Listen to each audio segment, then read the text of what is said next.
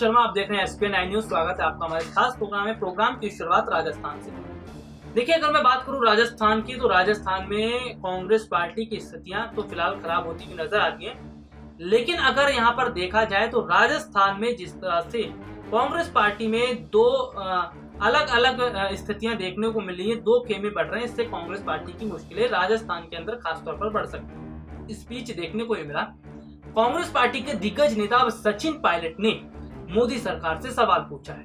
अभी तक कांग्रेस पार्टी की तरफ से राहुल, प्रियंका और सोनिया गांधी ये सवाल पूछ रहे थे, लेकिन अब सचिन पायलट ने सवाल केंद्र सरकार से पूछा है। सवाल पूछते हुए ट्वीट भी किया।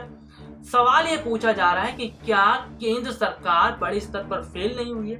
क्या जिस तरह से देश में बड़े स्तर पर दवाइयों की जरूरत थी, वो दवाइयां सरकार नहीं उपलब्ध करवा पा रही? तो क्या ऐसा नहीं लगता कि सरकार जो है उसने बड़े स्तर पर बाहर के देशों में दवाइयां भेजी, ऑक्सीजन भेजी, उसकी कमी देखने को मिली? चलिए, मैं रिपोर्ट की बात कर रहा था, रिपोर्ट आपको दिखाऊंगा सचिन पायलट ने किस तरह से सरकार को घेरने की कोशिश की। लेकिन अगर मैं बात करूं, इस वक्त मौजूदा समय में देश की जनता भी आज सरकार से सवाल पूछ रही है। देश की जनता ये जानना चाहती है कि सरकार जो विफल हुई है वो विफल क्यों हुई है।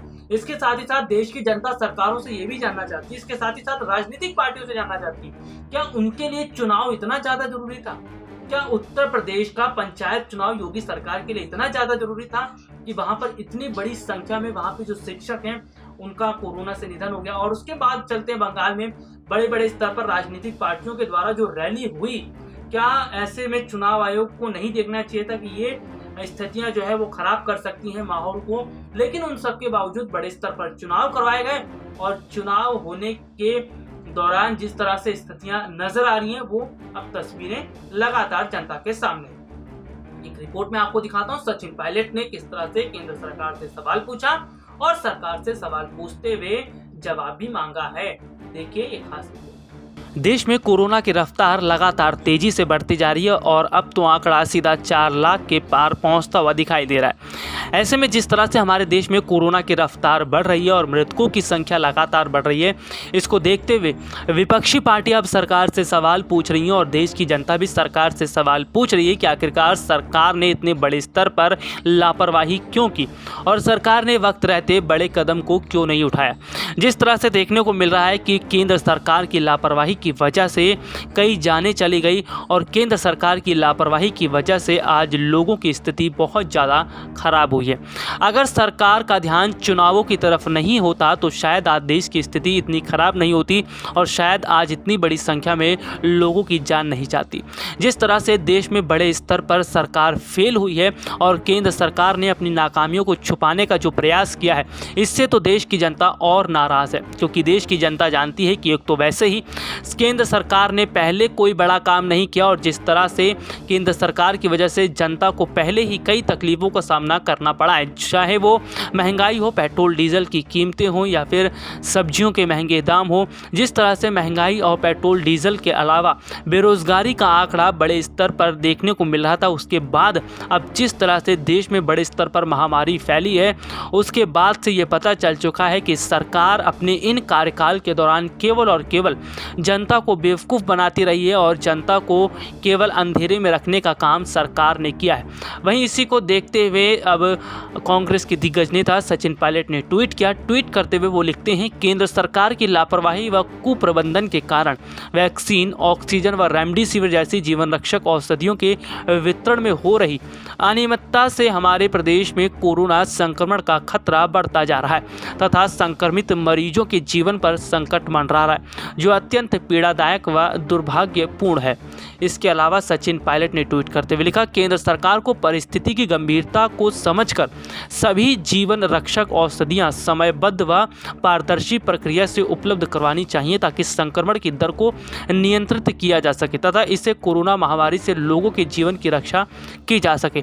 आपको बता दें कि देश में एक तो वैसे ही बड़े स्तर पर ऑक्सीजन की कमी है, रेमडेसिविर इंजेक्शन की कमी है और बड़े स्तर पर दवाइयों की कमी देखने को मिल रही है। लेकिन उसके बाद जिस जिस तरह से देश में बड़े स्तर पर कालाबाजारी हो रही है, ये बताता है कि सरकार किसी भी स्तर पे सही ढंग से काम नहीं कर पा रही। ना सरकार कालाबाजारी रोक पा रही है और ना ही सरकार अन्य चीज़ों पर काम कर पा रही। तो ऐसे में देखने को मिल रहा है कि जिस तरह से बीते साल यानी साल 2020 में कोरोना वायरस का जब प्रकोप देश में आया था, उस वक्त सरकार ने वक्त रहते कदम उठाए थे और देश की स्थिति इतनी खराब नहीं हुई थी। लेकिन इस साल तो सरकार का पूरा ध्यान चुनावों की तरफ रहा और चुनाव में सरकार इस तरह से पूरी तरह से वहां पर लिप्त हो गई कि देश में क्या हो रहा है इस पर ध्यान नहीं दिया और देश में लगातार जो वायरस का प्रकोप है वो बढ़ता चला गया और देखते ही देखते देश की स्थिति भयावह हो गई।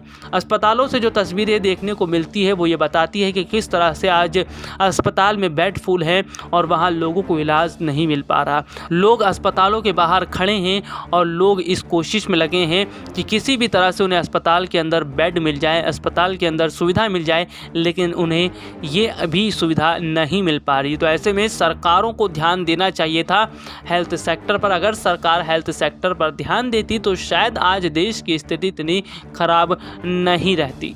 तो देखा आपने, सचिन पायलट ने सरकार से सवाल पूछा है, ट्वीट करके निशाना साधा है। इस वक्त अगर बात की जाए तो विपक्षी पार्टियां लगातार सरकारों से सवाल पूछ रही हैं और जिस तरह से हमारे देश की स्थितियों की बात करें तो देश की स्थिति लगातार खराब होती हुई जा रही है और कोरोना का संक्रमण बहुत बड़े स्तर पर फैल रहा है। तो ऐसे में अगर बात की जाए तो कोरोना का जो संक्रमण लगातार फैल रहा है, इस स्थिति को ध्यान में रखते हुए लोगों को भी सावधानी बरतने की बहुत ज्यादा जरूरत है। लोगों को बाकायदा अपने हाथ को सैनिटाइज करना है, बार बार हाथ को साबुन से धोना है।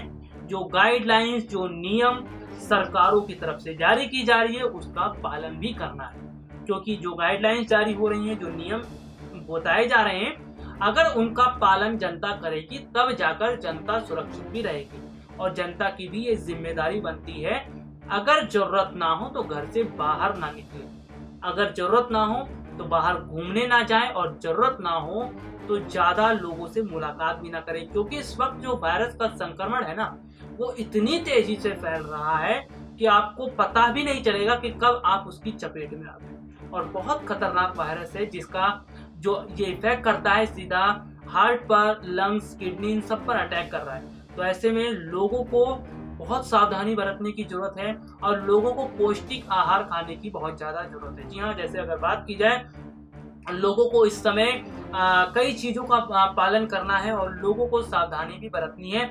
और सरकार बड़े स्तर पर फेल हुई है, ये बात तो देखने को मिल ही रही है। लेकिन हाँ, ये जरूर कहा जाएगा कि सरकारों का ध्यान अगर चुनावों की तरफ नहीं रहता तो शायद देश की स्थिति इतनी खराब नहीं होती, क्योंकि लगातार खबरें भी सामने आ रही हैं और लगातार ये सवाल भी पूछे जा रहे हैं कि सरकार को आखिरकार इतनी जरूरतें क्यों पड़ गई है चुनाव करवाने के लिए, और चुनाव आयोग की भी बड़ी लापरवाही देखने को मिल रही है। चलिए अब आगे देखते हैं कि आखिर क्या स्थिति होती है। और चुनावी नतीजों की हम बात करते हैं। देश में जो विधानसभा चुनाव हुए कई राज्यों में, वहां के चुनावी नतीजे 2 तारीख को आएंगे और क्या होंगे ये नतीजे, ये हम आपको अपने दर्शकों को जानकारी देंगे। फिलहाल के लिए आज मुझे इजाजत दीजिए, नमस्कार।